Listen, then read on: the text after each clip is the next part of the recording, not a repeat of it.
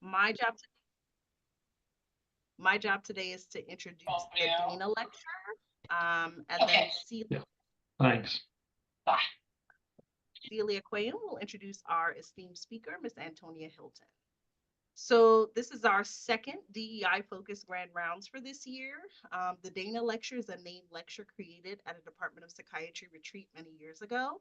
At that retreat, the recommendation was made to institute a visiting African American professorship in psychiatry so that outstanding experts could be invited to lead educational discussions for our department. And so Celia Quayum is a PGY4 psychiatry resident. She is the Justice, Equity, Diversity, and Inclusion Chief Resident for this year. And so I will pass it on to Celia to introduce our speaker. Thank you, Dr. Forrester. It is my honor and absolute pleasure to introduce Miss Antonia Hilton. Miss Hilton is a Peabody and two-time Emmy Award-winning journalist for NBC News and MSNBC. She graduated from Harvard University, where she was recognized for her writing and investigative research on race, mass incarceration, and the history of psychiatry. She is a former correspondent for Vice Media and HBO's nightly news and documentary show, Vice News Tonight.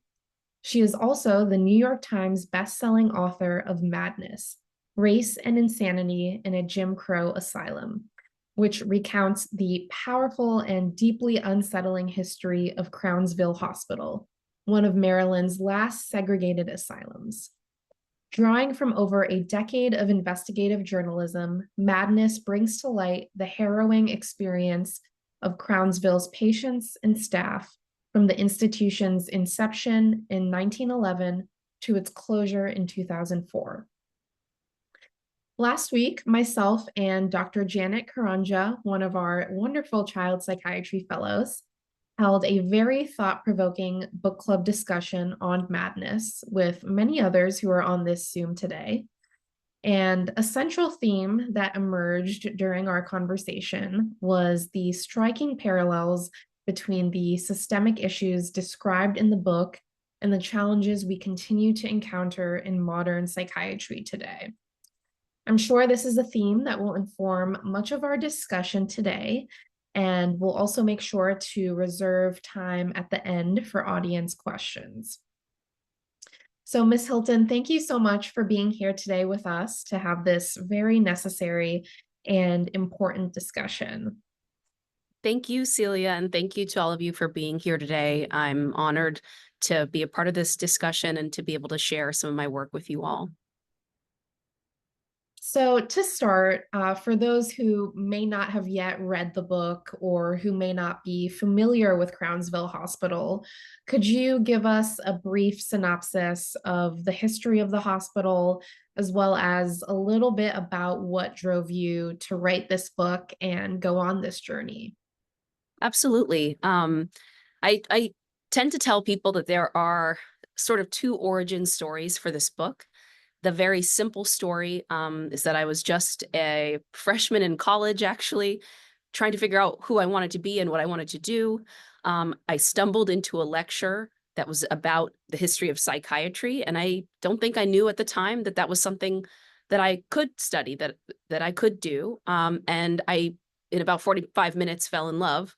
And the one gripe I had with the course, and I remained very close to all the folks at Harvard who were involved in it, was that the history of psychiatry was taught almost entirely from the perspective of white patients, white doctors, white technologists. And I knew, even though I was so young, and there was a lot I did not know, I knew that something was wrong with that because I came from a family with a long history of mental health challenges.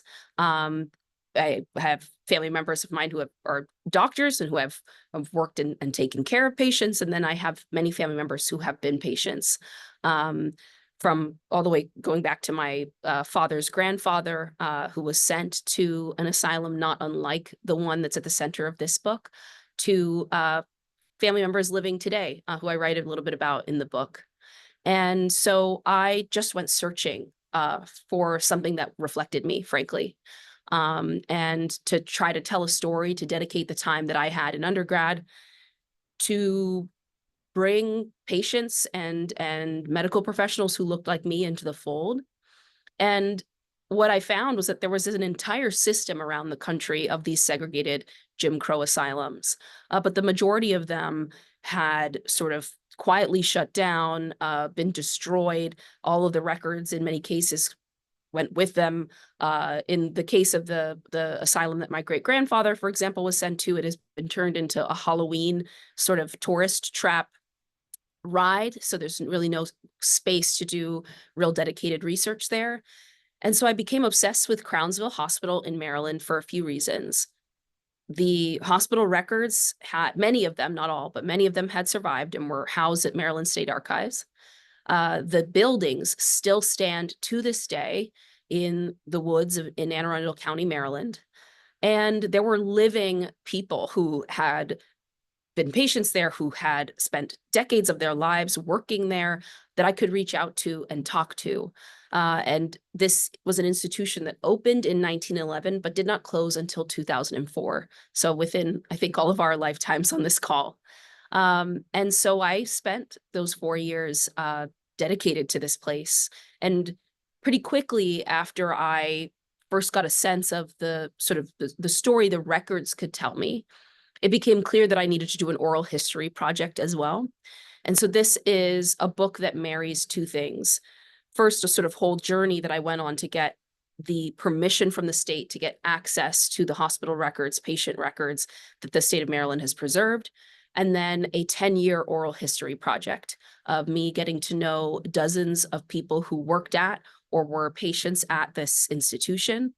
And uncovering a story that I think is not just about this one place, but is really a much larger American story, where you can really see the history of our country, of sort of the 20th century, of all of our battles over freedom, integration, and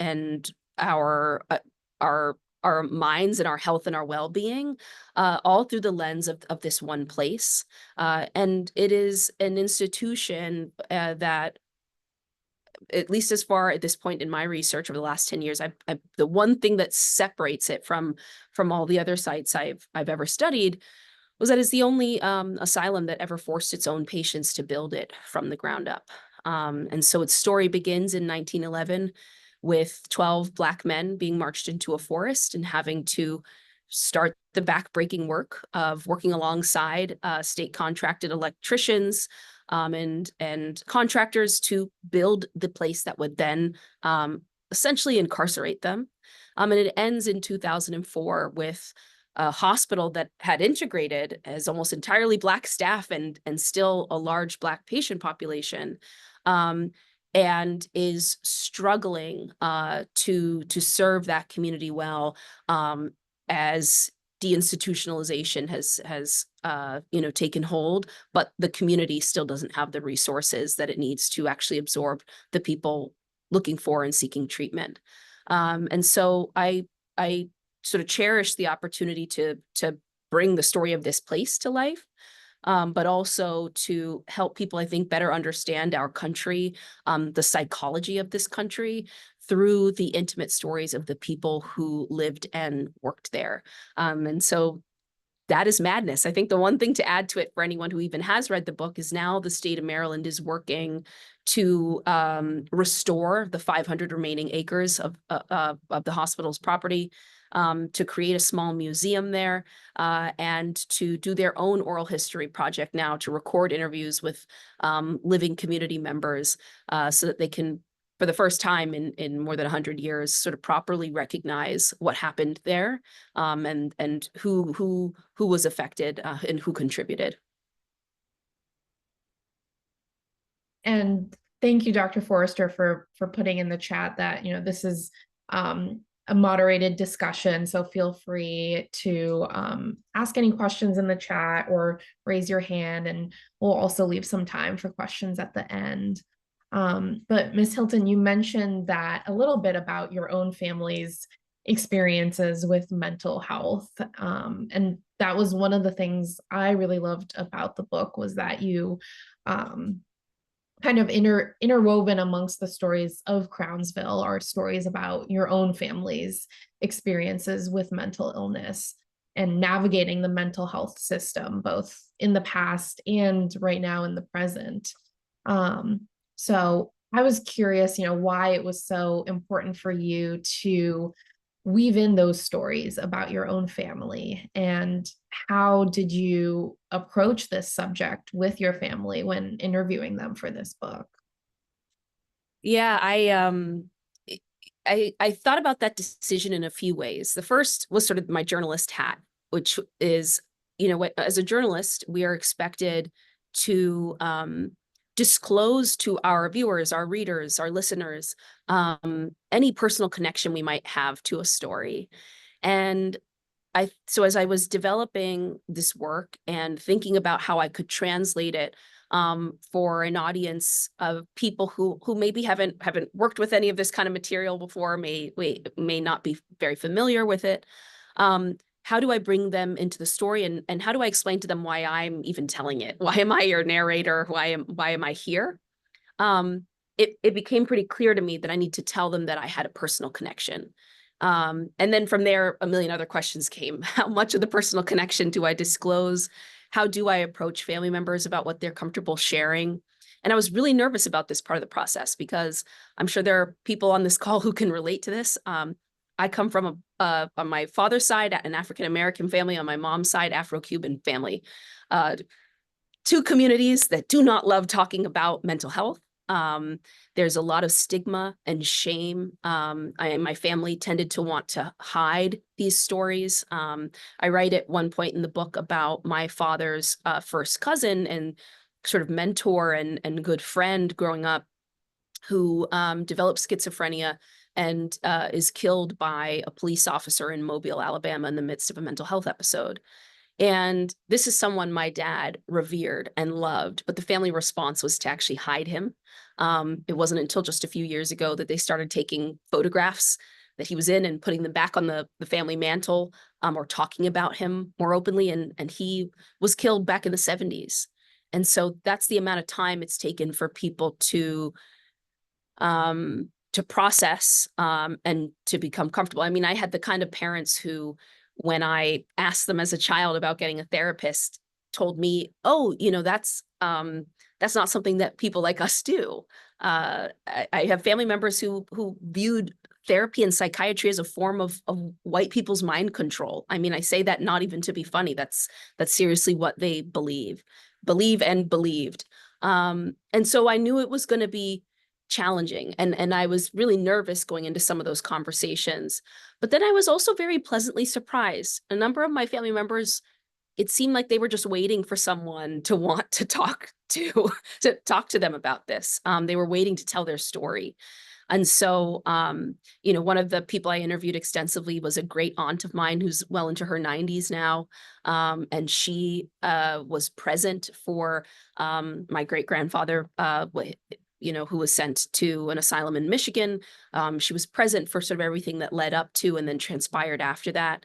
And she, spent hours on the phone with me. And she told me that the conversation was healing for her. The brother of the cousin I mentioned, who was killed by police in Alabama, same, that he and I actually became even closer than we previously were in the process, because he told me it felt like for the first time he was almost in a way going through his therapy and figuring out a way to move forward.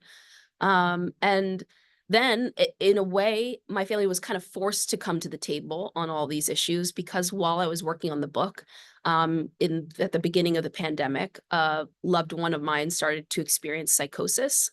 And my family had to actually figure out, okay, while the world is shut down, what can we do? What programs are available to us? Who do we call?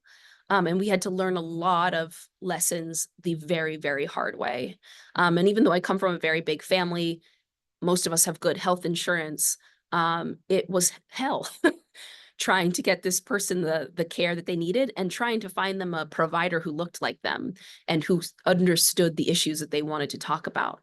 And that continues to this day to be somewhat of a challenge, although we were able to figure a lot out. And so it became deeply personal. And I think once confronted by it in this sort of unmistakable way, a number of other family members were able to come to the table and say, okay, we will, for the first time, talk openly about all of this. And so it was sort of this journalistic journey that I was going on privately, but it then became a family story. And so the family is very much woven throughout the book, as you said.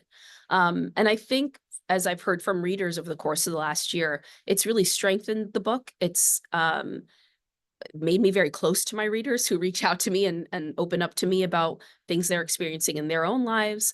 They're very grateful that I'm open about the fact that I'm feeling the things I feel as I tell you this story. And that's an unusual and uncomfortable place to be, because journalists are expected to be sort of the neutral, separate party. This was a very different project in that way. So in the sort of creation and production process, there were a lot of nerves embedded in that. But at this point, I'm very grateful and relieved I made that choice, because I think it's ultimately made the story and the themes around this institution. I think it's invited a lot more people into the conversation who maybe wouldn't have otherwise felt comfortable picking up this book or engaging with it. Yeah, and similar to how I'm sure it was difficult for you to get your family to open up, I know you talk about how it was also often difficult for you to get the former patients and employees of Crownsville that you interviewed to speak to you. In many cases, this was a very traumatizing and difficult experience for them to talk about. And I think that's a similar struggle to the one that we as mental health clinicians have, often getting our patients who, like you mentioned, have had terrible experiences with psychiatry in the past, whether personally or in their families, and getting those patients to trust us. Um, how did you get these people to open up to you, and how do you think that we as mental health clinicians can begin to gain back some of that trust while also not trying to erase or cleanse some of the dark history of our profession? Well, there's a reason it took 10 years to write the book. I was really patient and I had to pound the literal pavement. I mean, I physically went to these neighborhoods around Anne Arundel and Baltimore. There were people who I reached out to back in, say, 2011 or 12 who didn't agree to speak to me until 2020. And so, I just was there. And I think they were like, wow, this girl is not going away. She keeps checking in with me, or I now hear she spoke to my neighbor. So I guess I'll give her a shot. I think that was a lot of it, was just my persistence and my respect. When people said no, I always said, I understand. And I never pushed them. I think they could see and feel that I was still around, and they were always aware, because these are very tight-knit African American communities in the DMV area. They know what's going on and they know who their neighbors are hanging out with and talking to. So I think they felt my presence, but they also appreciated that I respected they needed space. And I think that just giving myself that time, it paid off. And then I think it was a relationship by relationship process too, almost sort of like dominoes, where as I established friendships and relationships with people, they would then open new doors for me. I write in one part of the book about a woman named Faye Belt, who is one of the sort of main characters of the book, who is, she's raised on the hospital's grounds as the child of one of the first Black nurses allowed to work at Crownsville. And then she becomes a nurse there herself. And then she treats one of her best childhood friends who comes to the hospital. And so you see sort of the decades pass through her eyes. And she is one of those people who just knows everyone because of the depth of her contacts, her roots there. And so she, at one point, went around during as the pandemic eased and people were starting to get vaccinated. She drove house to house to various elders who hadn't yet spoken, and said to them, you know, I know this person, I trust this person.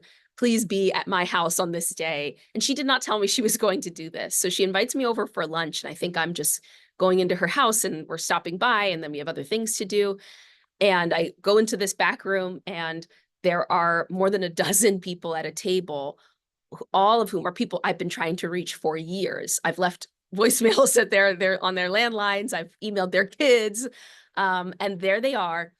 And they're kind of like, all right, turn your recorder on. Let's do it. You know, you've been asking for it for a while.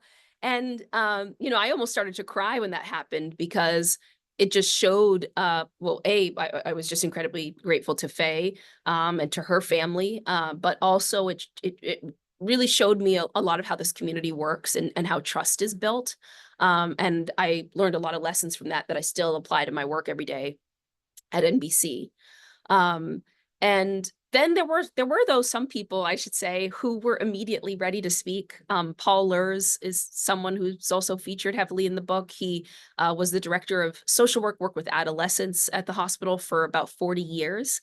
And when the hospital shut down in 2004, the state really had no plan to save records, to, you know, preserve the legacy or history in any way. So he walked around this massive hospital on his own during his free time and started taking documents, x-rays, patient files, and shoving them into fireproof cabinets, so that a friend of his, a contact of his at Maryland State Archives, could transfer all of that safely as the hospital shut down. And so he had done all this work, and he was just looking for people actually who wanted to talk about it. And so he immediately opened up, and we have been close friends and pen pals now for more than a decade. And so it depended on people's trust levels. And you're right too, that the trauma that people experience there, certainly reaching patients, was the biggest challenge that I faced, and took the most time. But I think that probably the lesson to learn from that is actually being in the community, being a presence, being non-transactional, and just being is a huge part of winning people's trust, and making them believe you're here to do what you say you are doing. And I think that as I've interviewed a lot of patients now, and I've sat in their living rooms and I've gotten to know them, I think many of them feel that no one's actually listening to them, that there is transactional elements to their interactions, that they at times are actually feel afraid, or like they might be punished for telling a provider the truth of what they're thinking or going through. And so there's this wall. And then I think too, the other piece of this is that I've been hearing from people all over the country who've worked in this field for so long, that they didn't know anything about hospitals like Crownsville. And so the history itself is a piece, I think, of building better relationships. You know, I saw this myself with my loved one, you know, who was being treated at the time by all white doctors who didn't seem to understand what they wanted to talk about and what they were going through, and discounted just certain stories they shared. And, you know, if you don't know the history, you don't know why this person is so wary of you, the decades of fear and mistreatment, you might not approach your interactions with people well. And then when you hurt them, you might not even realize how far back you're sending them, how long it's going to take for the next person, the next doctor, next therapist to break ground with them again. I saw that with my loved one. They had an interaction with a white psychiatrist in Massachusetts that made them refuse to engage with the system for a whole year again. And so my family had to fight to get them back in, to get help again, just from one conversation. And so I think things like that are often happening in communities all over the country. And I'm not even sure people know sometimes the harm that they're doing, or intend to do the harm that they brought in. But my hope is that this work and stories like this getting out there, maybe start to help build some of those bridges back, and help people approach and build relationships in the communities that they need to serve, but maybe aren't completely inadequately serving at this time.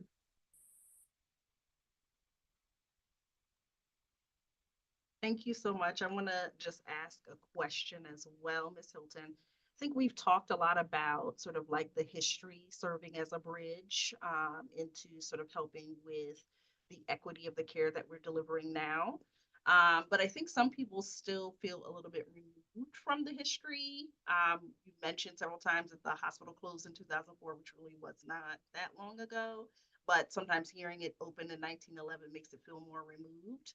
I wonder if you could talk a little bit about what your observations were about the lasting effects of having a segregated system like that on mental health care, because there's a lot of sort of reverberating effects of that, as you were mentioning. And one of the big things now is to think about how sort of having more diverse healthcare workers and mental health care workers can improve that. So I wonder if you had thoughts about that.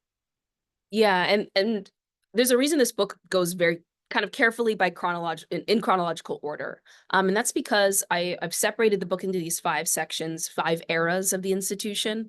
And I'm making the argument that in order to understand any moment that we're in, you need to understand what came before. And so you kind of need to move through the asylum in this methodical way. So you begin with the hospital opening in 1911. But even prior to that, there are these decades after emancipation where state leaders, medical professionals all across the US, but a lot of them in the South, are kind of observing Black people and debating their different theories about, well, what's going on in their communities. A lot of them in the years after emancipation seem to be struggling, seem to have high rates of emotional distress. And some doctors come up with this idea that, well, maybe slavery was traumatizing to them and they're struggling for that reason. And some very influential Southern doctors and politicians say, no, basically we think that actually slavery was really good for them and they're struggling outside of the structure of that. And so that belief, that sort of culture permeating, it's part of the public discussion that goes into the decision to create Crownsvilles in the first place. So to even just get to the state approving the construction of this place, you actually need to understand the racist ideas that were foundational to this stage of psychiatry in the US. You can't even understand why the doors opened without that first. And then Maryland and other states like it, but Maryland decides to open this Black-only asylum, this segregated asylum. But it doesn't want to pay for it. So they come up with this brilliant idea, which is, well, we can make the patients actually do a lot of the work to build the place themselves. So these people who are allegedly so unwell that they're no longer welcome in public and have been pushed into almshouses and poorhouses around the state, they are transferred to what at the time is this is the middle of nowhere. I mean, a dark, thick forest in Maryland. And there is no campsite. There is no building for them to rest. They are immediately put to work for 3 seasons straight, constructing their own asylum from the ground up, clearing roadways, moving railways, establishing a foundation and erecting these massive brick structures that still stand more than a century later. And then when the asylum opens and they become its first patients, they then are actually engaged in decades of very exploitative labor that I argue sort of mirrors the antebellum social order that they had just escaped. And so the hospital puts them to work running a massive, highly productive, highly modern farm, unlike any other farm operation at a hospital around Maryland. They have to run a rug shop, carpentry shops. They have to sell baskets all over the country to offset the cost of their own care, something no other patient group is expected to do. And then because of these ideas of racial difference, the state also makes very obvious decisions and that are very telling, that are different in their administration of this institution than all the other pure white institutions around Maryland. So tuberculosis strikes. They immediately create these separate buildings to quarantine patients in all the pure white institutions. They make the explicit decision to not do that at Crownsville, despite knowing that this is a very deadly disease. And so you can see in the records, the hospital records, but also in the testimony, the oral history that I gathered, time and time again, that leaders at this institution are purposefully treating these patients differently. They are knowingly doing this, that state leaders are giving them less funding, knowing that they will fill the gaps on their own. And so then what happens even when the hospital integrates, and I make this argument with records and with testimony again, is even when the hospital then is told that they have to stop patient labor in the 60s, they are going through integration after World War II. So things are sort of on the surface level starting to change. The people who are there at work now, told to meet a certain standard of care that everyone else has been operating at, they are way behind and trying to make up for decades of underfunding and mistreatment, but they're not being given the tools to do so. So, you know, it's one thing, I guess, to say we're no longer going to have patients running these farms and selling baskets and things all over the state. That's no longer legal. But if you don't go back and give the institution the funding that it's missed out on for the last 40 or so years, the institution is still going to struggle. The buildings that are standing there are in complete disrepair. And so this sort of sick carrot and stick system is set up where the people who are working there now, and a lot of them are now Black, are being told that, why is your hospital struggling? Why are you not meeting these expectations? Why aren't you able to execute this and that? But they are working with a facility that has been underfunded and mistreated for decades, and no one wants to acknowledge that fact. And so to understand the chaos that's happening at the hospital during the 50s and 60s, you need to see what happened to the hospital in 1911. And then to understand what's happening in the hospital in the 80s, you need to understand what happened in the 50s and 60s. And then to understand 2004, you need to understand what happened prior to that. And then I argue to understand what's happening right now. And I write at the very end a reflection on Jordan Neely and the debate here in New York City over his murder on the subway. Is in order to make sense of this moment, you got to go back to 1911, I guess. And so sure, the history can sound like it's a long time ago and may not be relevant to you. I don't think that individual actors in these systems should feel like they're responsible for what a doctor or a state administrator did in 1911 individually or personally responsible for that. But I do think there is a collective responsibility to know and to understand, well, why does this work this way? Why is this community angry at me? Because another piece of this story is that because of this underfunding and this mistreatment and the overt and open racism at institutions like Crownsville, the stories, the rumors spread very fast. And these memories live on in Anne Arundel, in Annapolis, in Baltimore, in parts of Virginia. People still talk about Crownsville. It became this sort of boogeyman. And in fact, it actually became a kind of boogeyman in the Black community and also in the nearby wealthier white neighborhoods as well. And so, you know, if you're operating in these spaces and you're encountering distrust, but you don't know about this and this 100 years of history that have just unfolded in your backyard, I don't know that you're really prepared. And so that's sort of part of that. That's the broader part of the argument. And that's why I think it's so important to kind of take this long lens here. I think I could have written a book that was just about, say, what happens at the hospital during the Vietnam War and all the challenges that the institution faced then, or just during World War II, because I probably had a book's worth of material just for that period of time. But I just don't think you can really make sense of any moment without the long view. A quick follow-up, and thank you for that. There's a question that has come through to me in the chat, but I think there's a two-part sort of question here, and I want to add to it. So, in terms of like that understanding of the history and then being able to sort of transform it into more equitable healthcare, the question is, one, do you know if the state of Maryland has ever had any conversation about sort of restitution to the patients or family members of patients who built Crownsville or who were hospitalized there?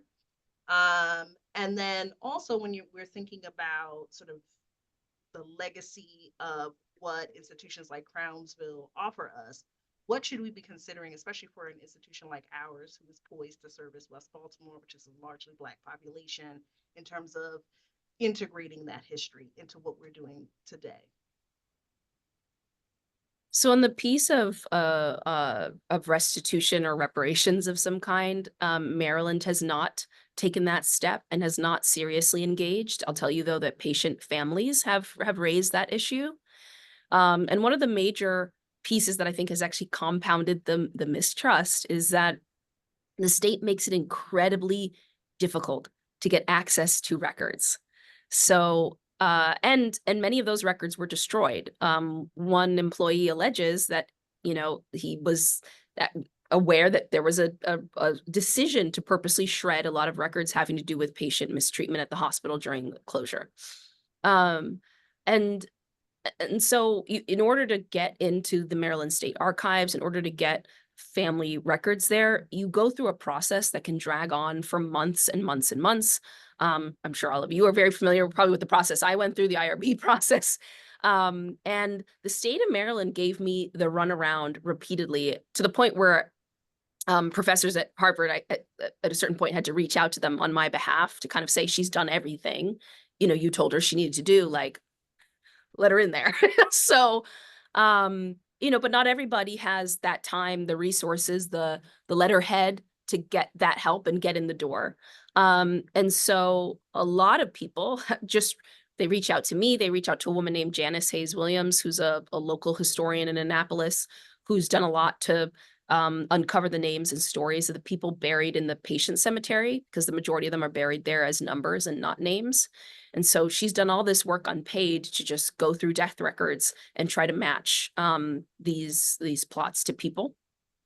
So the short answer is, honestly, I think the state was afraid of that and didn't want to engage in that, and tried to do everything they could to make it so that it would be really hard for someone to make a clear case to request any of that. However, I know that Governor Moore has a different tone and approach to this, because I've been doing this work under different administrations. He's much more open to that conversation and much more curious about this history, much more comfortable with putting it out there. He's very supportive of what County Executive Stuart Pittman is trying to do with the land and the idea of having a museum there that tells the unvarnished history. And so what may come of that? I think there are patients or descendants of patients looking at their options. And then the other piece of what you said sort of about what can be done right now in practice in some of these communities. I think it goes a long way to have physical presence and to ask people a lot of questions about not just themselves and what may be the immediate issue, but about their communities, the challenges that they're facing, the things some of their loved ones may be facing or have faced. One of the themes that came up in so many of my interviews, especially with elderly members of the African-American communities in that area, was this feeling that nobody cared about their story, that nobody had ever asked them a question, that the information was passed around them through sort of whispers and sort of rumor networks. Like that's how you'd find out that that kid who lived on the block ended up at Crownsville was not because people were openly talking about this or a clinician had come to the neighborhood or something, but because you were kind of hearing it through the rumor mill. And that they have anger over this feeling that like their lives are right there in front of their neighbors and and yet it sort of seems like there's sort of these parallel universes in Maryland. They feel that like white people live in one, and many of the state's institutions are in that one, and then they are in another. And so finding ways to bridge those worlds, to acknowledge that there is that real gap, to not, you know, pretend that it isn't real for them. And I think also to just be present at the community meetings that they actually attend and care about. I know the county executive, for example, struggled with that in the beginning as he was trying to figure out a way to bring some of the patients and former staff members into the conversation about what the land could become. He would schedule meetings at certain times or in certain ways that weren't really how Black elders got together or felt comfortable telling their stories. They weren't the people they would stand up in front of, that they weren't the place they would go. And so his team had to take a very different approach through faith-based groups, through community book clubs and organizations, to kind of meet people where they were. And I know that that's a phrase people use all the time and it may seem obvious, but I don't know that it's so obvious, because it seems like people are still learning on the fly sometimes. And so I think those are, as a journalist, those are the tools I have, at least. And when I use them and I'm patient, they pay off. But again, I always tell people, it took me a long time to write this book. I could not have done this and, you know, gotten the interviews that I got and the records that I got if I'd given myself only 2-3 years. This is not that kind of project. And I don't think that kind of healing happens over just a couple years either, but it has to be this kind of consistent, unrelenting presence that proves to people eventually that, oh, if I speak up and I tell them my actual thoughts, I know they're really listening and I know what they're planning, where this will go. And that just unfortunately takes a lot of time. I do want to make sure that we leave time for audience questions, but before we do that, I just had one last question for you.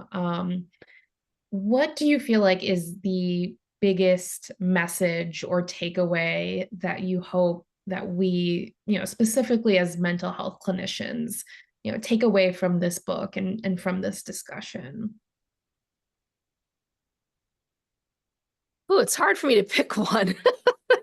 A few thoughts. It's challenging material, and it asks people to face some very hard facts. But I view this as actually a very optimistic book, and my work on it as an act of optimism. 'Cause I think that we are at a moment where a lot of people want to talk about mental health. A lot of people are eager to get help, to find people to be in dialogue with, to build better community, to feel less lonely. I don't think they always have the words for it. I don't think they know who to call. I think sometimes clinical structures can feel cold and isolating to them, but they're trying to figure it out anyway. And so with all the bad that this book comments on and dives into, I actually think we're at an interesting moment, maybe right before a point at which things could really change, or there could be a much healthier and more open, more welcoming national dialogue about mental health, that goes beyond the surface level stuff of, oh, download the Calm app and do some meditation in your office when you have 5 minutes. I mean something real. uh, and you all are obviously on the front lines of that and positioned to actually lead that. And so I think there are people who want to hear from you, who want to create things around the tools and knowledge that you have. But I think we're kind of like right before the moment when people figure out how to do that. It is one of the last frontiers too. I guess this is another reflection I have, or thing that I hope people maybe feel in the coming months and years. This is one of the last areas that I think hasn't been completely like rotted by our political discourse and partisanship. It's in there, it's because it's everywhere. But I think Americans of every background want to learn about and want to talk about this stuff. I have heard from readers who are not the type of reader you might imagine wanted to pick up this book, because they had a touch point for it. they saw a connection, and it made them care about the lives of people who maybe they haven't cared so much about. That for me has been, I mean, that is the best result you can get as a journalist, is not to just reach the people who are already in your, in your choir, but are outside of the silo or echo chamber that you operate in. And they find you and they want to ask you a question and they want to have a respectful dialogue and they're curious about something, or they want me to recommend more books to them, or that kind of thing. I have really enjoyed that experience this past year. And I think that tells me something about where this could go. And so I hope that even though there are probably parts of this book that may leave you devastated or really frustrated, that actually you feel hopeful, you see some optimism, some opportunity for what could be done in the coming years. Thank you so much for leaving us with that really wonderful message, because I know sometimes it can be hard to wonder, like, what can I as an individual do to make a change in this overwhelming system. So I know I personally really appreciate that message. But I do want to open it up to the audience for any questions or comments. You can unmute, or you can write them in the chat, and we can read them out loud.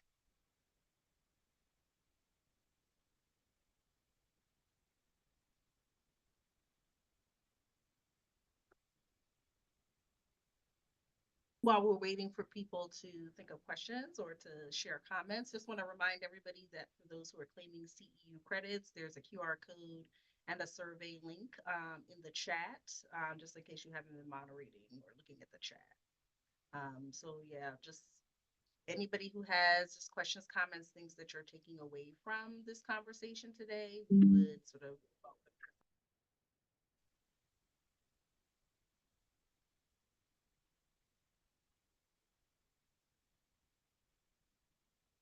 I see one question in the chat. Did the APA Project on Racism in American Psychiatry approach you or use any of your materials? They have not reached out to me, actually. If they did, I'd be happy to chat with them, but I have not heard from them. A number of schools have adopted the book, and so I know there are a lot of people engaging with the material. And I've also helped some other researchers in Maryland and Virginia and elsewhere get going on similar or related projects. So that's been wonderful to see, but I have not heard from the APA actually. There was a question sent to me in the chat. I'm curious if any providers on the call have shared the book or discussed with patients regarding the book. And I think that's an interesting question. And even if you haven't done that, I think that might be an interesting discussion to have if anyone has thoughts on that. I'd certainly love to hear from you if you have. I recently got the opportunity to send copies of the books to men incarcerated in Louisiana, and that it's getting their feedback has been really special to me. And it's not always the case that facilities like that will allow for books like mine to enter, and so for them to engage with it and tell me about the parts of their upbringings or what they've experienced in jail in New Orleans, parallel to parts of the book has been really interesting to me. And it sounds like they now kind of have a sort of informal book club on their block. And so I love that. And by the way, if there are groups or book clubs or patient organizations that are looking to get a couple copies, my publisher is really generous on this front, and they actually will send copies at no charge to you to groups that need them. So we have two hand raises. So Alicia, your hand was up first, and then Dr. Rockpies. Oh, yes. First, I just wanted to thank you. I mean, the book is great, but also just getting to hear you speak and the your scholarship mixed with your personal and cultural reflection, political, whatever the right word is there, I just really gives me a lot to think about as someone who has been interested in this asylums and quote unquote asylums for a long time. It's a really selfish question. I was just wondering where you were going next with your work, because this is such a it's just really a great contribution to these efforts. Thank you. Well, I can tell you this. I know I'm going to write a second book. Have I started it yet? No. Other than some notes jotted down and some conversations with friends and family. I loved this. I loved this book and I loved working on it, but it was this labor, like physical and mental labor. And so I'm taking this year as I just continue to talk to people about this book to also rest a little bit. It took a lot out of me. So what I can tell you is I know there will be more work, but I am getting ready for that and I am not yet in it. Dr. Rockweisel? Thank you, Ms. Hilton, for this. Has been fabulous. I have sort of a comment and a question. So a comment to the question about use of the book or reference to the book when interacting directly with patients. And I have to say, the arrival of the book on the market and the awareness of sort of breaking through a ceiling, if you will, particularly in the state of Maryland, it's all in Maryland, has helped me as a white psychiatrist address the issues of trust with my Black clients. I have found working with our population that sometimes the greatest task we have is establishing trust with a community that doesn't trust us for good reason, and in some regards for good reason. And so the arrival of the book, I often find myself referring to it. I'll ask the patient if they're aware of it, if they've read it, and I'll mention that your work has really put in the forefront the history of Black persons struggling with mental illness and the consequence, and what that has resulted in. And it spurs discussion and it helps kind of break down the silos. So I have found it very useful from that perspective. And I think a lot of patients may not be aware of the book, but when they hear about it, they're intrigued, and they feel good about it. So I think that's been very helpful. The question I have is, I'm just curious. I have heard reactions to your book, and I'm curious if you have received any less positive reaction to your book from, particularly maybe from the state of Maryland, as they fear how it reflects on legislatures and reputation. Curious about that. I've heard some of that. I mean, I acknowledge in the back of the book, for example, that, the Department of Mental Health and Hygiene just will not comment on this, any part of Crownsville's history at all. And while I can't tell you about my interactions with them off the record, it's, I certainly over the years, I've gotten the impression they were not happy with me and my interests. But then there are the people in, there's one woman at the Maryland State Archives who went above and beyond for me, for example. So there's always people who are interested in all of these places. But as a whole, I got the sense that, some of the institutional posturing toward me wasn't very positive. Right. I've also received some hate mail from people who think that I focus too much on the Black community in Maryland in this book, who, would have liked me to have structured it differently, or who wanted to argue with me about the value of oral history and things like that. And sometimes I engage if I feel like it has come from a productive place, and sometimes I frankly don't. I feel a bit unapologetic about the people, at least, that I put out in the front. And no author thinks they've done everything right in their book, or managed to talk about everything they would have liked to have talked about, or that they got every record that they asked for. That's certainly not me. But one thing I definitely feel unapologetic about is who I centered in the book, and allowing them to speak for themselves and share their memories. Um, Right. and so I tend not to engage with some of that stuff. Um, I was also very fearful too when this book came out. You know, we're in the midst of a big backlash. I don't think the group on this call is afraid of the phrase DEI, but a whole lot of people are now. And so I was a little worried about, well, what does it look like to try to tell this story in this environment? And what I found is a whole lot of people still care and want to read and talk about and start groups to discuss the work. And so another lesson I've learned from this is to stop kind of caring about, well, am I talking about and framing my issues with the way people in this moment would like me to frame them? Am I in vogue? Am I worried about how a lawmaker in Maryland might feel reading my reflection on something? Nope, it worked when I didn't, when I didn't care. And that's how I plan to operate going forward, to be blunt. So I think too, like, there are a lot of people who have an investment in us not talking about these things and sharing these stories.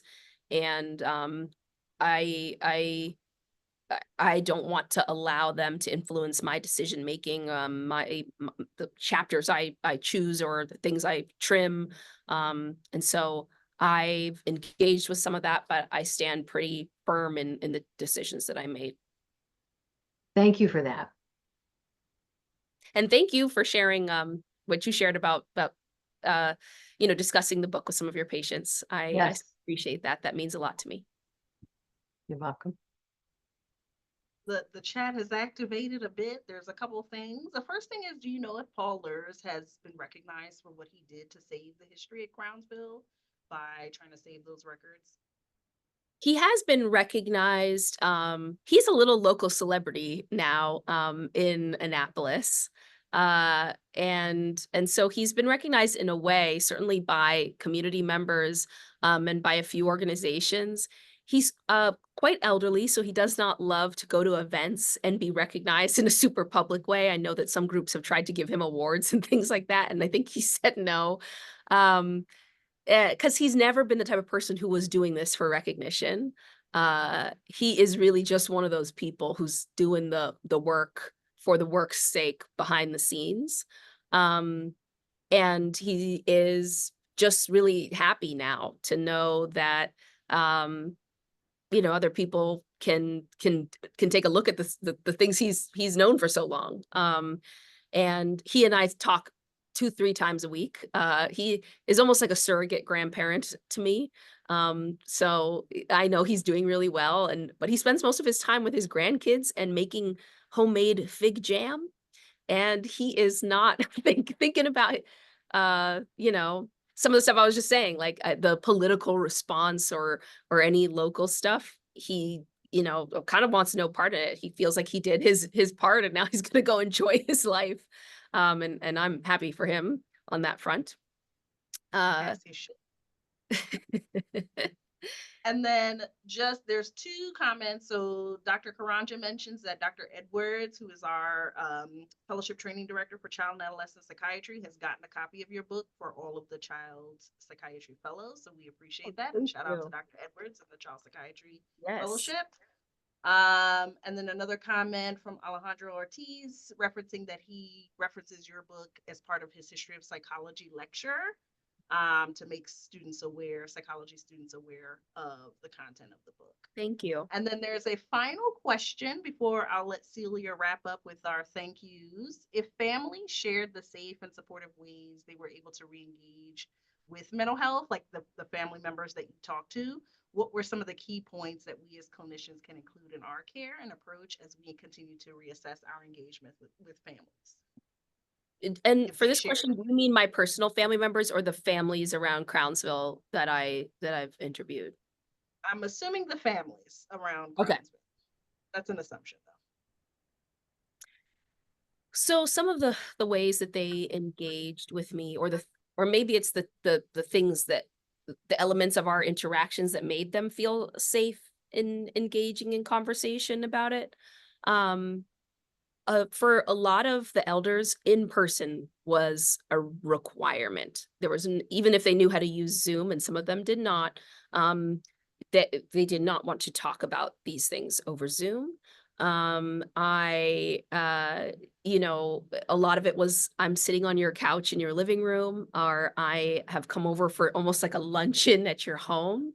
And, you know, there's a sort of exchange where, you know, they are welcoming me in to their community, and they have a lot of the agency because I'm on their turf. And in exchange, they tell me their story, but I'm also, you know, in the process, I met their grandkids, their kids. I see a lot of the context around their lives. And I don't think this was just about convenience for them. I think a lot of this was actually very intentional.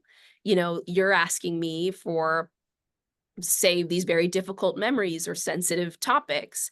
And you're going to see that this affects this large group of people, and we're all invested and we're all listening to the conversation and we're all here.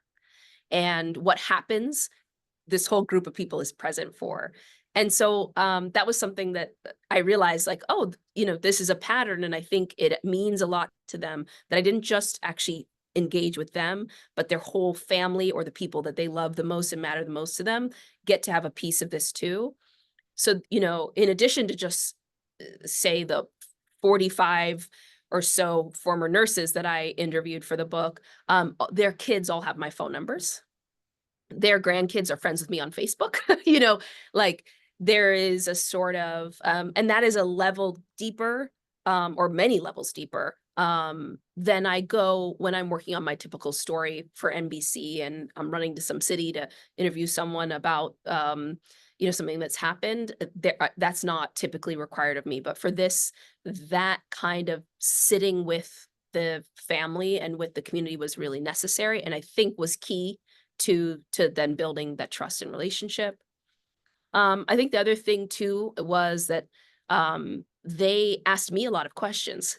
So I let them ask me about what was going on with my loved one, because a lot of them became aware through the rumor mill that I wasn't just interested in this because I had Googled Crownsville online, but because I was living this struggle with someone.